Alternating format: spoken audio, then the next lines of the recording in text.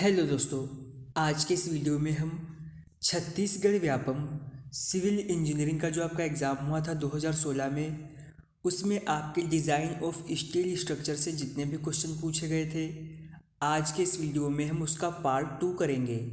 तो प्लीज़ आप लोग वीडियो को पूरा देखिएगा। अगर आप हमारे चैनल पर नए हैं तो चैनल को सब्सक्राइब करिएगा। और अगर आप छत्तीसगढ़ व्यापम सब इंजीनियर सिविल के लिए सभी सब्जेक्ट के हिंदी और इंग्लिश में हैंड नोट्स चाहते हों तो आप हमें इस व्हाट्सएप नंबर पर कांटेक्ट कर सकते हैं। आपका पहला क्वेश्चन है, the ratio of the effective length of a member of the radius of gyration of the cross section about the axis under consideration is called as, यानी सदस्य की प्रभावी लंबाई और विचाराधीन अक्ष के अनुप्रस्थ काट की परिभ्रमण त्रिज्या के अनुपात को क्या कहा जाता है। ऑप्शंस आपको दे रखे हैं। एस्पेक्ट रेशियो कहते हैं, फ्लैटनेस रेशियो कहते हैं, इफेक्टिव लेंथ रेशियो कहते हैं, या फिर स्लेंडरनेस रेशियो कहते हैं। तो इसे कहते हैं स्लेंडरनेस रेशियो। ऑप्शन डी आपका सही रहेगा। यह क्वेश्चन आपके डिज़ाइन ऑफ स्टील स्ट्रक्चर के टॉप मोस्ट इम्पोर्टेंट क्वेश्चन में से एक है। अगला क्वेश्चन है, a connection made using bolt in snug tight condition और rivets where the load is transferred by bearing of bolt और rivet against plate inside the bolt hole is referred as. यहाँ पर पूछा है, स्नग टाइट कंडीशन में bolt द्वारा या rivet जिनमें लोड टोस्ट बोल्ट या रिवेट की बियरिंग से बोल्ट होल के अंतर प्लेट के सहारे ट्रांसफ़र होती है, उसके द्वारा बना एक कनेक्शन क्या कहलाता है। उसे बियरिंग टाइप कनेक्शन कहते हैं, स्नग टाइप कनेक्शन कहते हैं, शेयरिंग टाइप कनेक्शन कहते हैं, या फिर टोर्जन टाइप कनेक्शन कहते हैं। तो इसे कहते हैं बियरिंग टाइप कनेक्शन।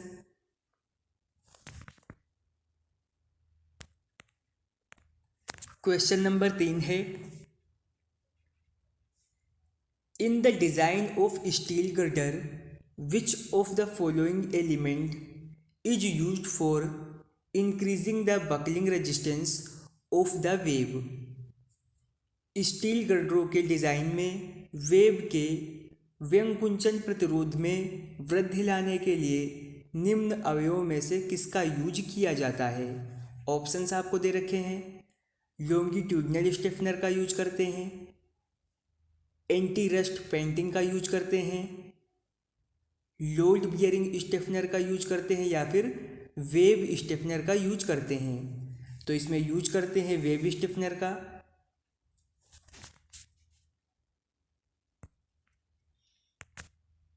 अगला क्वेश्चन है, निम्न में से किन भारों के लिए ये मानना आवश्यक नहीं है कि वे एक साथ काम करेंगे। ऑप्शन डी आपका सही रहेगा, wind load and seismic load. अगला क्वेश्चन है, the minimum distance between centre of fastener in structural steel design shall not be less than x time the nominal diameter of the fastener where x is। Question में आपसे पूछा है, संरचनात्मक steel design में बंधकों के मध्य बिंदुओं के बीच न्यूनतम दूरी बंधक के औसत व्यास के x गुने से कम नहीं है, होना चाहिए, जहाँ x क्या है, 2 है, 2.5 है, 3 है, या फिर 3.5 है। तो जो आपका x है वो है 2.5। अगला क्वेश्चन है, the maximum width of a covered steel building section should prefer be restricted to XM beyond which suitable provisions for the expansion joint may be made varies। यानी यहाँ पर पूछा है आवृत स्टील निर्माण अनुभाग की अधिकतम चौड़ाई को अधिमानत x मीटर तक प्रतिबंधित किया जाना चाहिए, जिसके परे प्रसार संधि के लिए उपयुक्त प्रावधानों का निर्माण किया जा सकता है। यहाँ x क्या है, 50 है, 90 है, 150 है या फिर 200 है। जो आपका x है वो है 150। ऑप्शन सी आपका सही रहेगा। ये क्वेश्चन आपका मोस्ट इम्पॉर्टेंट क्वेश्चन है। इन structural steel design if A column of length h is effectively held in position and retained in direction at both ends, then the effective length of a column shall be multiplied by a factor p, where p is।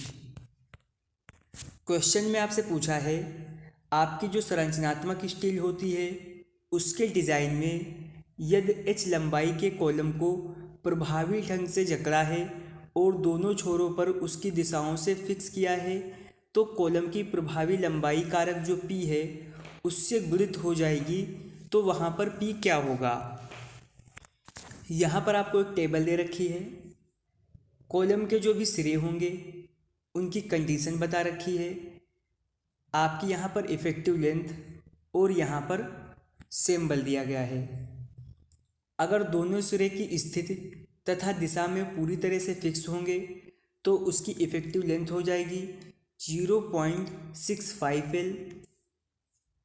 अगर एक सिरा जो है पूरी तरह से fix होगा और दूसरा सिरा हिंज होगा तो इसकी इफ़ेक्टिव लेंथ हो जाएगी 0.85 L। अगर दोनों सिरे हिंज होंगे तो इसकी इफ़ेक्टिव लेंथ जो है वो L हो जाएगी। और एक सिरा जो है पूरी तरीके से फिक्स तथा परंतु दूसरा सिरा जो है पूरी तरीके से फ्री होगा तो इसकी इफ़ेक्टिव लेंथ हो जाएगी 2L। इस टेबल पर आपको डबल स्टार लगा लेने हैं। अगला क्वेश्चन है in stiffness method used for analysis of structures the number of unknown to be determined is equal to. संरचनाओं के विश्लेषण हेतु इस्तेमाल की जाने वाली जो स्टिफनेस मेथड है उसमें निर्धारित की जाने वाली अज्ञातों की संख्या किसके बराबर होती है। ऑप्शंस आपको दिए गए हैं sum of kinematic and static indeterminacy, static indeterminacy, kinematic indeterminacy या फिर difference between kinematic and static indeterminacy. Option C आपका सही रहेगा। फिर आपका लास्ट क्वेश्चन है for the design of steel structure an engineer wants to consider a partial factor of safety for materials. The element he is designing are members resisting buckling load only. What should be the partial factor safety for materials he should consider if he is to design the structural according to IS code? Question में पूछा है steel संरचना के design के लिए एक engineer पदार्थों के लिए सुरक्षा के आंशिक कारकों पर विचार करना चाहता है। जिन अवयवों को वो डिज़ाइन कर रहा है वे केवल बकलिंग लोड का प्रतिरोध करने वाले सदस्य हैं। यदि वह IS कोड के अनुसार संरचना को डिज़ाइन करता है तो पदार्थों के आंशिक सुरक्षा कारक जो हैं वो क्या होने चाहिए जिन पर वो विचार करे। ऑप्शंस आपको दे रखे हैं 1.00, 1.10, 1.20 या फिर 1.25। ऑप्शन बी आपका सही रहेगा 1.10। फिर ये क्वेश्चन आपका होमवर्क के लिए है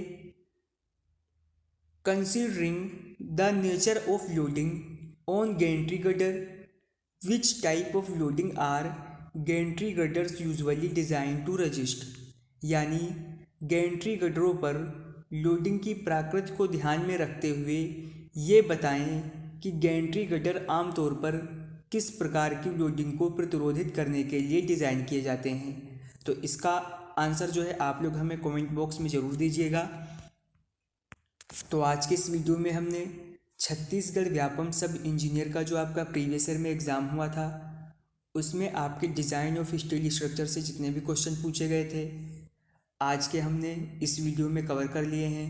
अगर आपको वीडियो पसंद आई हो तो लाइक करें, शेयर करें, चैनल पर नए हैं तो सब्सक्राइब करें।